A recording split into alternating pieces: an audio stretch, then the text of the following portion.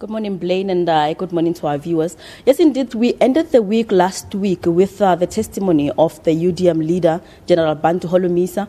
He said that he had actually, following this negative reports with the happenings at the PIC, he wrote to the president, he wrote to the public protector, he also wrote to the Deputy Chief Justice Raymond Zondo, asking them to give attention to the PIC following these allegations of dodgy dealings from anonymous tip-offs, from media reports. So he said that he cautioned the commission to give attention to the unlisted side of investment at the PIC. He's raised concerns that there seems to be a limited few, a select few that keep getting benefits from the PIC resources. He mentioned the names of the former Deputy Finance Minister Jabu Mulegeti and a former PIC executive, Tshepo Mahlwele. He mentioned the company, the Pan-African Infrastructure Development Fund, which he said, as much as it was initiated by the PIC, Tshepo Mahlwele worked on that, but then it happens later that Mahlwele now leaves the PIC. He runs a company called Harith, together with the former Deputy Finance Minister Mulegeti. Now what happens is, now Harith, it now manages the PIC's interest in the Pan-African Infrastructure Development Fund. He also requested the president to extend the term of the time that the commission has been given to work on this, to investigate the impropriety allegations at the PIC, saying this is not enough time, requesting that the commission be given enough people with skills to get to the bottom of what is happening at the PIC. Also last week we heard from the testimony from some of the employees there. We heard from Nomzamo Beje, who talked mostly about intimidation, about victimization of staff, where she said that she was appointed as a communications manager, but following the restructuring in 2015, she was moved to a different department. Despite there being a position that was created by the restructuring in the communications department, she was moved to a lower position where she had to do analysis on environmental, social and governmental governance issues, a position that she was not well vested with, but she went on to sit there, to work there, but unhappy. Despite her voicing her unhappiness to her superiors, this was not taken seriously. The position that she was talking about was filled in now by Adrian Lekay on a contract basis. There was no advertisement that was put out, and a few months later there was an advertisement, internal advertisement, then he now occupied the position on a permanent basis.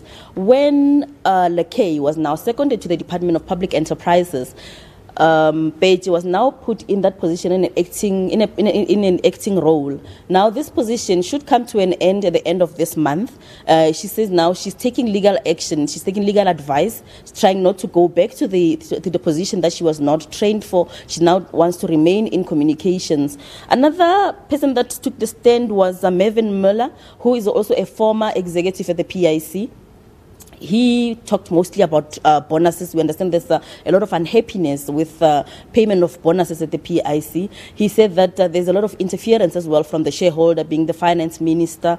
And he also talked about the regrading, where it seems the regrading of staff created a lot of unhappiness among staff, with allegations of favoritism, because there was a lot of discrepancy. You may find that two people are doing the same job, but the difference in their salaries would be about $1 million or so. So we also heard from the Financial Sector Conduct Authority, which took the commission through the different laws and regulations that the PIC has to abide by. One thing that stands out that they said is that despite there being allegations of processes not being followed, despite the PIC having filed compliance reports as required, this IO technology that happened in the past 3 years, 2015 to 2018, there was no report of any irregularity that was reported by their compliance department or the internal audit. They heard about the wrongdoing when the people that work in those departments took the stand here at the commission to give evidence, and then this came out, but this was not reflected in their reports. Blaine? Yeah, Glorious, you also reported that General Holomisa called on President Cyril Ramaphosa to give the commission more time to complete its work. What did he say in this regard? He seems to believe that the road goes deeper at the PIC, and that the commission, we understand, it has to finish its work by mid-April and give the report to the president. But he says that's not enough. That's not enough. Like, he's suggesting that the whole unlisted section of the PIC should be thoroughly investigated, saying there seems to be a whole lot of wrongdoing there, because I think investments that go up to about 2 billion don't have to go through certain processes. So he believes that there's a whole lot of rot there that needs to be investigated further. Glorious, we understand that IO Technology, the PIC and the CIPC, which stands for the Companies and Intellectual Property Commission, were set to meet again in the North Gauteng High Court today after the judgment was reserved in the compliance notice matter. Give us some context around this case.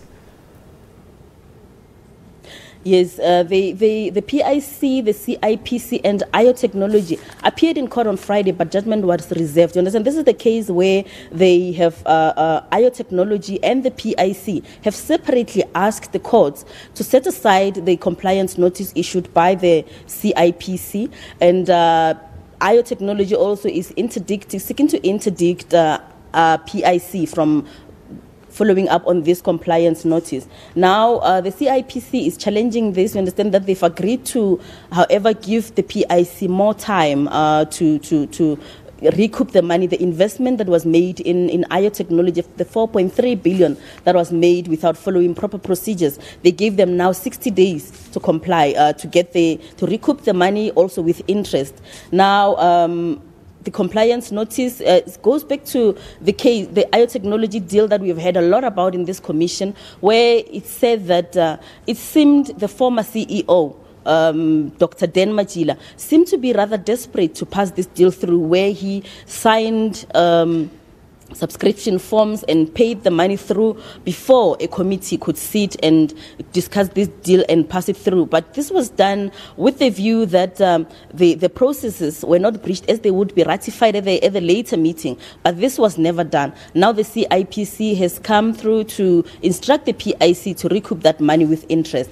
Another issue blame that came out over the weekend that we should highlight is the reports that the acting CEO, Matsepo More, has been suspended following a board meeting last week, Wednesday.